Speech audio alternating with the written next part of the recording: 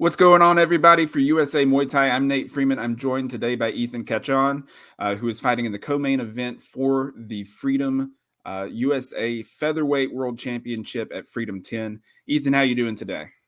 Good, man. Feeling good and excited for this bout coming up. Couldn't complain. Absolutely. You were originally scheduled to compete for this title a few months ago, and you pulled out due to injury. And after that, you went to Thailand. So just sort of wrap up what's been going on since we last saw you, other than that, and all that went on through that as well. So I was supposed to fight in July, and I had pulled out the week before the fight due to injury. And like you said, I went to Thailand, so I had a little time to reset because I was still dealing with those injuries. I had time to reset and just reflect on everything and get back to training. Um, Trained out there, came back here after 6 weeks, and then my coaches came back. We reassessed everything, make sure my health was right, and then we got offered the fight. So I've been training ever since I was injured. When I was ready, when excuse me, I've been training, but to a certain extent around the injury, and ever since then I've been working on things. So I've been training. I'm in Thailand here with my team. Now, I assume that since you've been on the USMF before, that you have been to Thailand before, and that's something that almost every Muay Thai fighter, it's like the mecca for Yeah. Muay Thai fighters. How many times have you been to Thailand, and what was maybe different from your previous times there? Assuming you have been So before. for this trip, I was originally supposed to go after the Freedom fight so that I can fight again and get more fights while I'm there. But due to the injury, I wasn't able to compete, and then I ended up just going anyways. My coach Sanan was like, "Hey, you're not going to go anymore," and I said, "I think I'm still going to go because by one of my sports therapists said by the time I go, I'll be able to train." So I was there. That was my second trip, and I did a 6 week trip this time. My first trip was in 2019, and I went for 3 weeks, and I fought out there at Lumpini Stadium. Yeah, and that's, as many fans know, the uh, one of probably the two biggest stadiums in Thailand, especially for Muay Thai. That was a long time ago, comparatively, but what was it like fighting in Lumpini Stadium? A lot has changed, but from my experience fighting at Lumpini Stadium on the show I got to fight on, I fought on a 5 round show. They had gamblers there, but it was a foreigner show, so it was a little quiet. It wasn't like a high level show that's put on during the week, but it was a good experience overall. Different atmosphere and out of my comfort zone, and I'm very grateful for taking that opportunity and going out there and doing that. So it was a great experience to fight at Lumpini during the time I did, because right now it's a catered towards the entertainment show, and if you or entertainment style of fighting. And if you see a lot of the fights that are going on there are now Fairtex fight, which is kind of catered towards that one championship style. So it's a little different from when I went. Yeah, that makes sense. So then, before the Freedom fight, you fought for WCK Yes. and lost in a title match there, and then Yeah. before that you fought in the USA Muay Yes. Thai qualifiers, and you were the third ranked USA lightweight, but you're competing at featherweight. Yes. With the adult championships coming up um, again in March, are you planning on going back up to lightweight, or are you going to your normal weight class of featherweight? What do you think is the situation there? So with the whole rule set of the IFMA style fights and tournaments, you have to weigh in the morning of weigh-ins. And for me, I cut a good amount of weight. So to fight at featherweight would be hard for me to fight in tournament style because of multiple day weigh-ins. So I ended up fighting up the next weight class for those tournaments. And if I were to go to Denver again, I probably would fight back at that 60 kilo weight class because of the multiple day weigh-ins. Yeah, that makes sense, and that sounds like what a lot of people did for that. And Yeah. I can imagine. I mean, I wrestled in high school, so I remember doing. I was a heavyweight, so it didn't really, really didn't mean Lucky. anything to me. But my teammates always complained about doing the tournaments and multiple day weigh-ins and all of Hmm. that. So I can understand maybe not having to um, do that, making sense. So yeah, that sounds good. So all right, reeling it back in to the fight that's coming up on December 9th, a week from tomorrow. Um, you're going to be fighting Kevin Rhodes, and like I mentioned, it's going to be for the USA Featherweight Freedom Championship. So go ahead and give me your thoughts on him as an opponent, maybe what you see in him and how you see the fight going. Um, Kevin's a challenge. He's good. Southpaw, comes from a great gym, and I don't have much to say about him. He's taller than me, like a lot of guys are. He likes to throw his knees, likes to throw his left cross, and he fights like a southpaw. So it's just going to be a good match, and it's something I'm excited to display my skills against. Yeah, that makes sense. Um, we've already talked about, you've had a little bit of time off, a few months, more than you were hoping in between competitions. What have you stylistically, maybe sharpening your tools? What have you been doing to sort of up your game and prepare yourself for your next fight? So, like you said, I went to Thailand, and that kind of gave me a reevaluation of myself as far as how I train and where my skills at. So it kind of reminded me where or what I'm capable of and what skills I hone. And then I got to take what I could while I was there. And then I came back here, and which was the crazy thing is like I talked with Johnson on about everything, and it's like, oh, I see where I'm at, and I sharpened my skills while I was there, but I also picked up some new tricks while I was out there. Absolutely.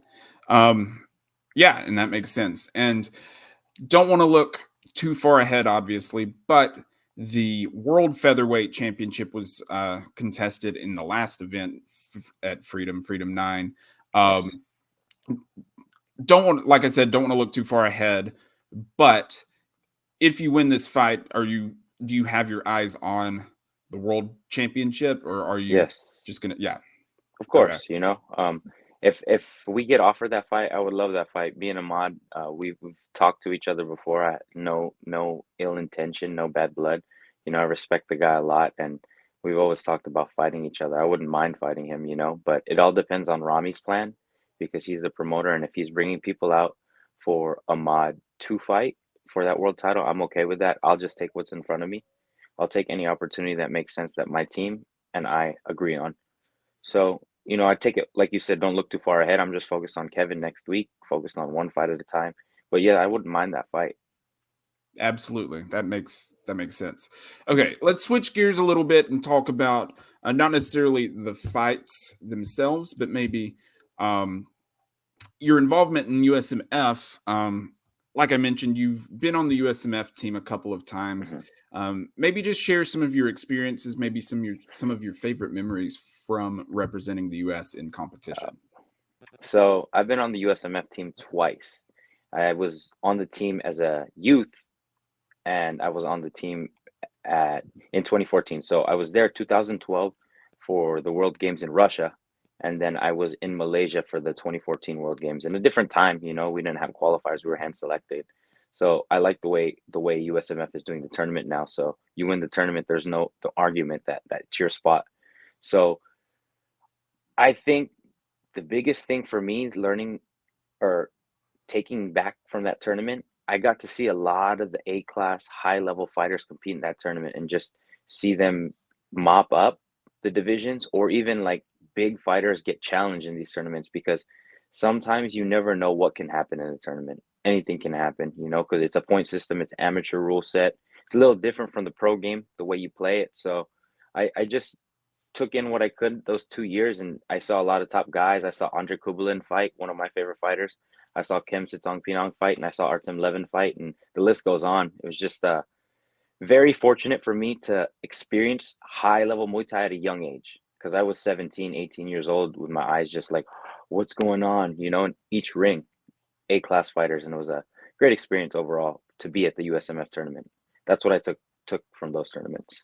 Absolutely. And what does it mean to not only compete amongst the elite of the elite, but maybe representing your country, coming from um, both a Filipino and American background, sort of putting both of those flags on your back as you go into the ring every time you compete? Makes me proud, makes me fortunate because I tell people this all the time. You're very fortunate what you get to do when you fight, because not a lot of people want to do what you do. They don't want to be in your shoes, or very few understand. So it's a sacrifice that I feel like pays off, and like I said, it's an honor to wear those shoes and those flags. Yeah. Okay. So then let's get to know you a little bit personally. Um, for those that maybe don't know you as well, can you share your story about how you got started in Muay Thai? It sounds Okay. like you got started at a pretty young age, but how did you find out about the sport? What got you interested? And how did you get to where you are today? So I was 16 years old in high school. I was playing team sports before and I got cut from basketball team. I was in between a year of not doing anything, and I was starting to watch UFC. It was starting to get big. And then I was like, "Oh, this looks cool. I need to do something to lose weight, stay in shape." At that age I gained some weight. So I was looking for a MMA gym, couldn't find one, and Fairtex opened up right down the street from my high school. I remember I was so excited that, oh, there's going to be a Muay Thai MMA gym. So I was like, I'll go do it because Muay Thai is part of MMA. So I remember I signed up, sold my Xbox to sign up for my membership just so my mom can pay it, because my mom didn't have a job at the time. And then I came in for the first kids class, met my trainer, and the rest was history. I was there every day after school for 2 to 3 hours training. One thing led to another, and then I had the opportunity to do a smoker competition, and I fell in love with it. After that, the rest is history. I never looked back. At what point did you realize, like, oh, I'm actually pretty good at this. I can compete against people, um, and actually go into fights. I think when I started sparring, when I started training with the adults, and like, oh, this is cool. And sometimes I'd get my butt beat, and that would be frustrating too. Like, how did this happen, or how come I'm letting this happen? It looks easy when you watch people do it, but it's like you don't realize how much time and trials and errors they put into it before you get there. So after that, I was like, "Oh, I think I could do this. And one thing led to another. One of the coaches at the time on Fairtex was one of my trainers.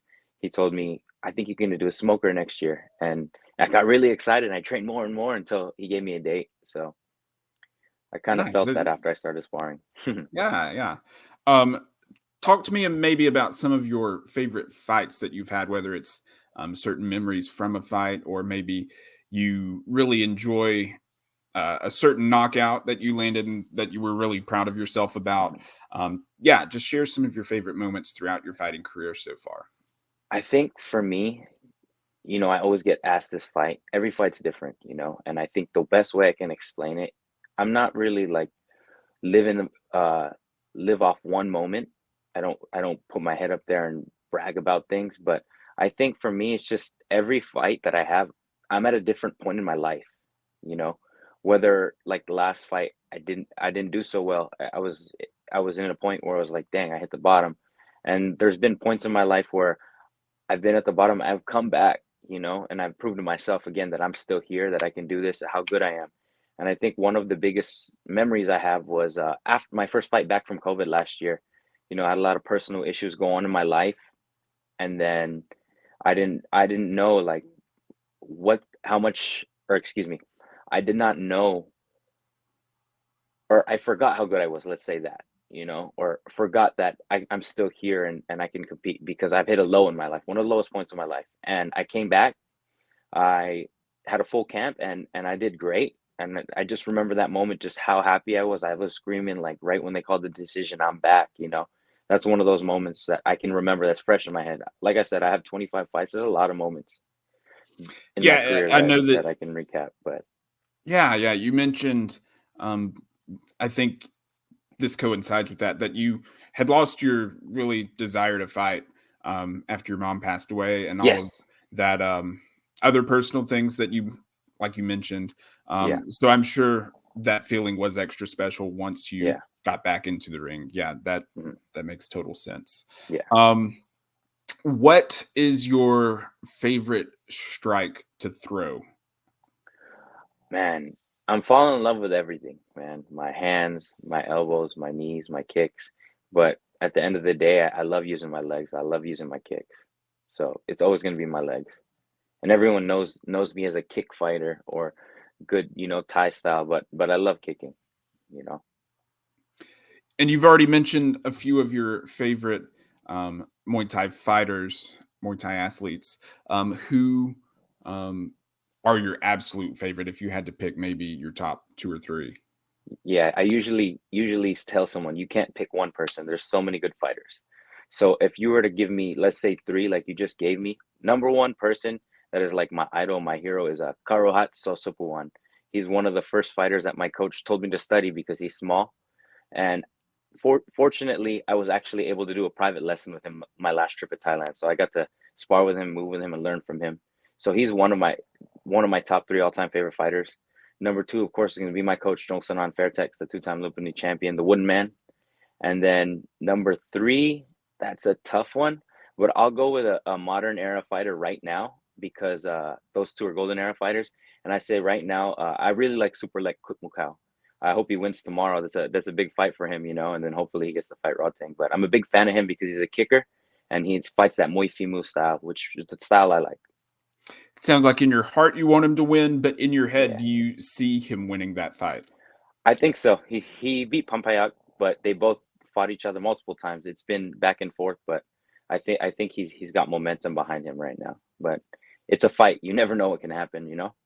Absolutely. And your teammate Eddie Abasolo just fought Hmm. on the for one last week, so that's fun. Is that something that may be on your radar eventually? Of course, man. That's always the goal. You always want to. For me, I want to take my career as far as I can. I want to get to the highest level I can, and I believe with time and work, hard work, it'll come. Absolutely.